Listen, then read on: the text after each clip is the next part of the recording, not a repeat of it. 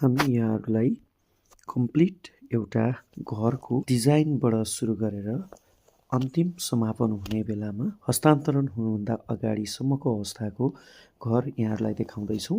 गेटबाट प्रवेश गरिसके पछाडि यो डबल हाइटको ट्रान्सपोर्ट छ। भित्र छिरिसके पछाडि यो अगाडिको लबी स्पेस स्पाइरल भर्याङ हामी देख्न सक्छौँ।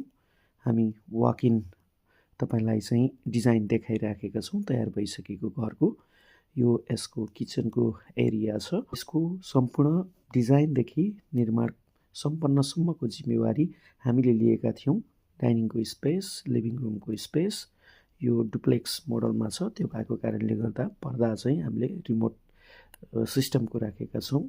एसी सेन्ट्रल एसी सिस्टम रहेको छ। डक्ट एन्ड ग्रिल देख्न सक्नुहुन्छ। लबीको स्पेस र हाम्रो यो स्पाइरल स्टेयर्स मुनिपट्टि चाहिँ सानो फाउन्टेन पनि हामीले दिएको छौँ भने ग्राउन्ड फ्लोरमा एउटा बेडरुम रहेको छ।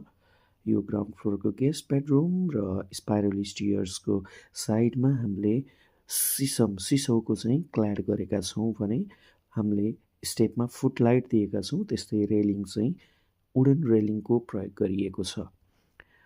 फर्स्ट फ्लोरमा पुग्दै गर्दाखेरिमा यो फर्स्ट फ्लोर सिधा इन्ट्रान्स माथिपट्टिको लबीको स्पेस हामी देखाउँदैछौँ। यो फ्यामिली सिटिङ एरिया र यो चाहिँ तल सिटिङको लागि चाहिँ सिटिङभन्दा माथिको भोइड स्पेस, लिभिङ रुम माथिको भोइड स्पेस यहाँ छ। एउटा बेडरुम हाम्रो यतापट्टि रहेको छ। यो बेडरुम यसमा सेन्सर कार लक सिस्टम हामीले राखेका छौँ। यसको क्लोजेट, वार्डरोब, त्यस्तै स्टडी टेबल कम्बो प्याक छ। एउटा वालमा हामी कम्प्लिट क्ल्याड गरेर त्यसरी दिएका छौँ भने यो बेडको सेटअप हो। फल सिलिङको डिजाइन सिम्पल छ, कलर प्लेन कलर छ। हामीले यहाँ एउटा टिभी क्याबिनेटको पनि प्रोभिजन गरेको छौँ भने साइडमा हाम्रो वाक इन क्लोजेट छ। यो ड्रेसिङ टेबल भयो। त्यस्तै गरेर हामीले त्यसको राइट साइडमा वाक इन क्लोजेट बनाएका छौँ। यसरी दुई साइडमा नै वाक इन क्लोजेट रहेको छ। पट्टि हाम्रो बाथरुम छ। यो हाम्रो माथिको भ्यू हेऱ्यौँ हामीले स्टेयर केसबाट कस्तो देखिन्छ भनेर वालमा हामीले पिओपीको कर्निसहरू पनि दिइएको छ।